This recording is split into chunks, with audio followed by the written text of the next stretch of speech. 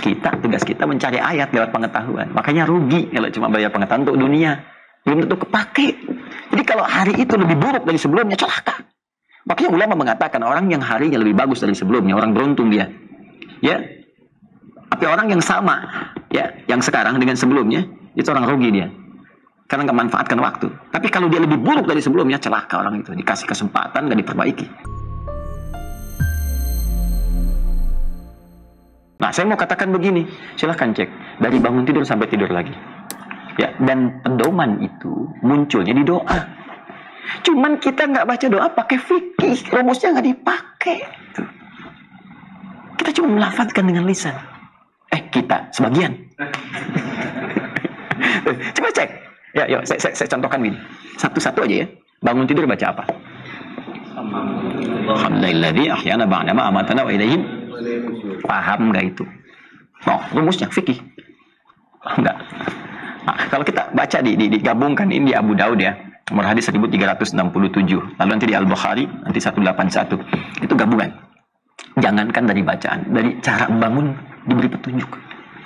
Karena Nabi SAW kata Ibnu Abbas radhiyallahu taala anhuma ketika menginap di bibinya Sayyidah Maimunah radhiyallahu taala anha yang ingin melihat kebiasaan Nabi saat bangun malam. Begitu tidur terus bangun Nabi, beliau ngelihat itu anak usia masih dini sekali. Ya, usia sekitar 4-5 tahun gitu ya. Tapi karena didekatkan oleh bapaknya dengan orang soleh, dengan Rasulullah, ada rasa cinta. Nah, anak-anak itu kosong ya. Ya, gimana mau diisi lah, empty cell gitu ya. Gimana mau diisi ya. Siapa yang isi? Jadi kalau didekatkan dengan orang soleh, jadi soleh.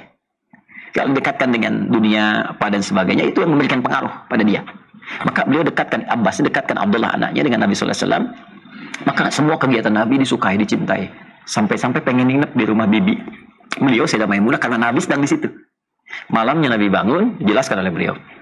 Karena Nabi SAW idza istayqadha min naumi, adalah kebiasaan Nabi SAW jika bangun dari tidurnya, fajalasa, duduk sebentar.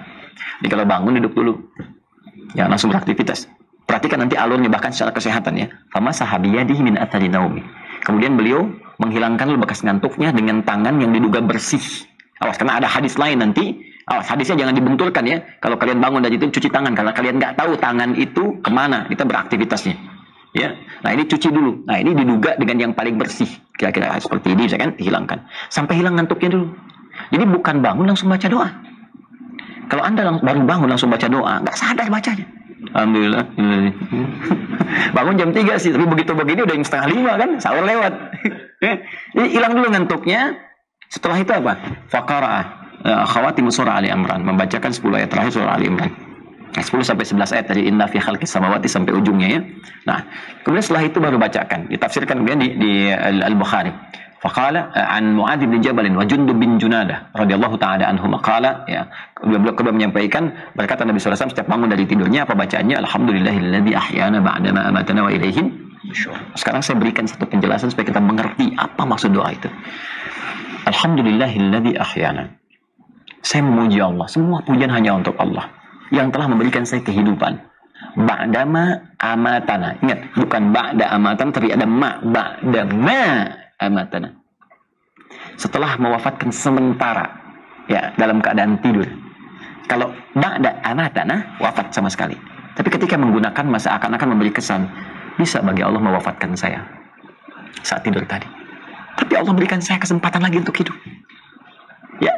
Dan ini kaitkan dengan evaluasi sebelum tidur. Kan saat tidur, sebelum tidur tadi kan kita merinci kan kegiatan kita kan, besok mau ngapain, terus sebelumnya banyak kesalahan, istighfar, terus berjanji pengen memperbaiki besok, ya Allah saya punya kesempatan besok untuk hidup lagi, saya pengen perbaiki, saya pengen tambah bacaan Quran, saya pengen tambah sholat sunnahnya, terus dikasih hidup ya sesuai dengan ajalnya.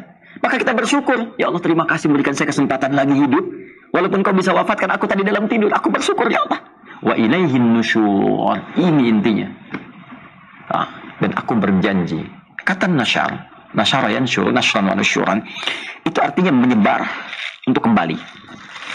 Pokoknya menyebar untuk kembali.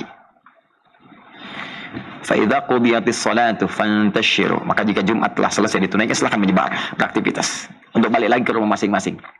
Dapat pendapatan dari situ. Ya, makanya Jumat dijadikan sebagai wahana untuk mencari link, ya, mencari kolega.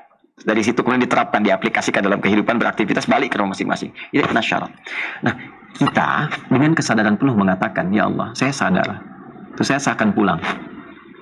Saya akan kembali kepadamu, membawa apa yang telah saya lakukan dalam kehidupan dunia. Saya berjanji saat bangun ini untuk menyiapkan amalan-amalan yang lebih baik daripada sebelumnya, untuk saya bawa bekal pulang menghadap kepadamu.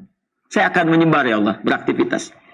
Ya, saya akan tingkatkan ibadah. Wa ilaihin nusyur, dijadikan bentuk gaib untuk memberikan batas. Ya, kalau bentuknya wa ilaika, jadi seakan-akan dekat waktunya. Jadi kalau kita jadikan gaib, memberikan batas, seakan kita katakan berikan aku waktu ya Allah.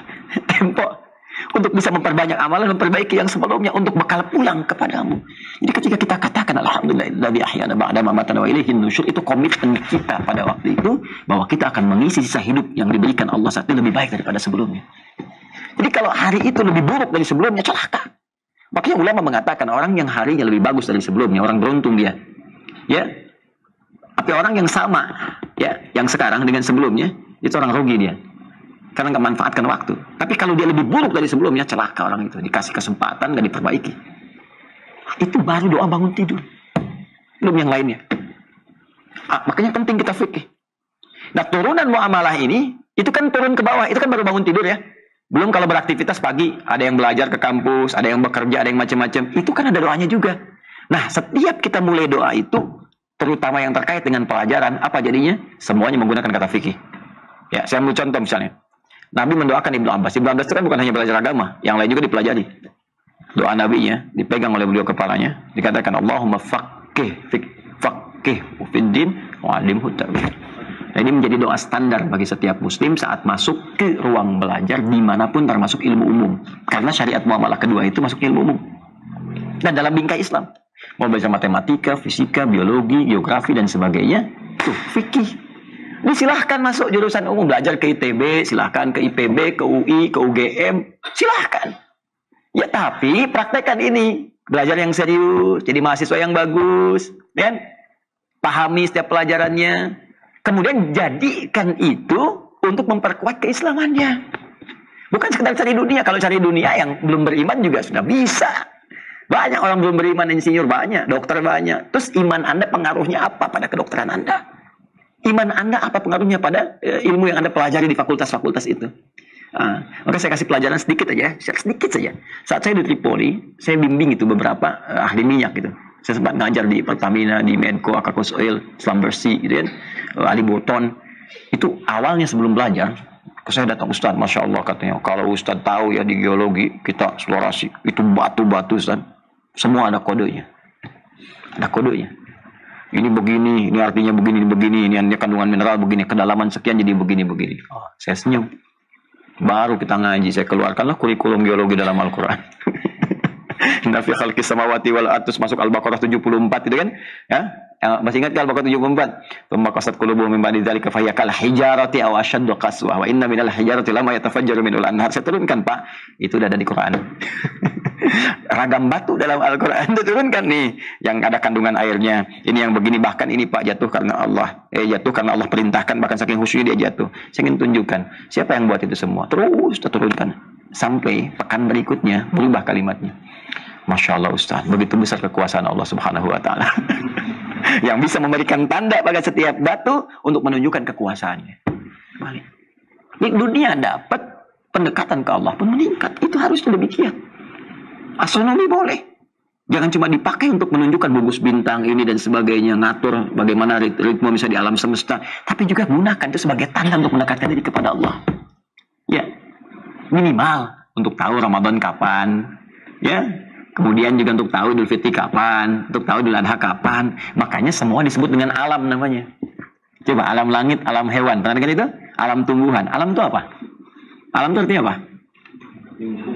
Bukan. Alam itu dari bahasa Arab.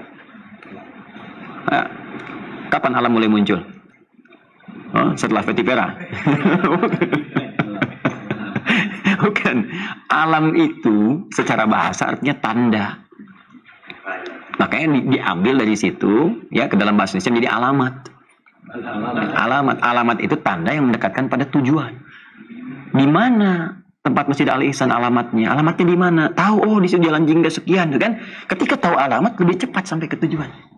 Alam ini kenapa disebut alam? Karena menunjukkan tanda tercepat menuju Allah Subhanahu wa taala. Diberikanlah tanda kekuasaan Allah itu di alam supaya kita lebih cepat kenal Allah. Tandanya itu disebut dengan ayat. Karena di Quran dikatakan inna fi khalqis samawati wal ardi wa ikhtilafil laili wan nahari la ayatin liulil albab. Gitu. Nah, mahasiswa muslim, mahasiswa beriman, kita yang beriman belajar di fakultas umum pun harus sampai kepada ayat. Ya, jangan bergerak, jangan batasnya di titik alam saja. Kalau cuma alam, yang belum beriman pun bisa. Itu kita harus sampai ke ayat. Ayatnya apa? Sehingga berubah status menjadi ulul albab. Ya, apa itu ulul albab? Albab itu jamak dari kata lub. Lub. Pernah lihat kelapa? Kelapa ya. Kelapa itu kan ada kulit luar, juz hindi, ada kulit luarnya kan? Ya, kan setelah itu ada batoknya kan? Kulit juga kan? Kulit keras kan? Setelah itu ada kulit bagian daging kan? Ya kan? Setelah itu ada daging, terus di dalamnya tahu nggak ada yang putih, bening, halus gitu kan? Itulah lub.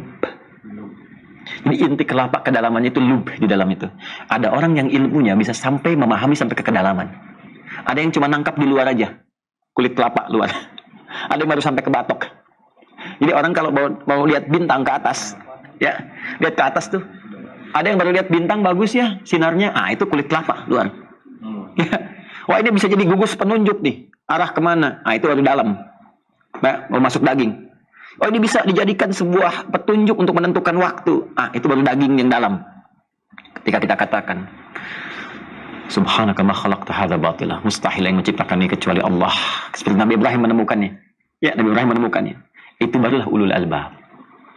Dia menemukan ayat. Nah, tugas kita mencari ayat lewat pengetahuan. Makanya rugi kalau cuma bayar pengetahuan untuk dunia. Belum tentu kepake. Belum tentu kepake. Kalau ini udah pasti kepake nih. Coba, belajar fikih sholat, tiap hari sholat kan? Antum tuh lucu kadang-kadang itu. Tiap hari sholat, tapi ilmunya nggak dipakai. Belajar sholat yang dipakai tiap hari, ilmunya nggak serius. Tapi dunia yang belum tentu diraih, seriusnya luar biasa. Bikin seminar, stadium general, sekolah sampai S1, S2, S3, sampai dingin tuh. Ini belum tentu dipakai gitu. Kadang-kadang manusia tuh, gimana ya? Makanya saya sering bilang cepi, cepat pikirkan gitu kan. Ini paham ya?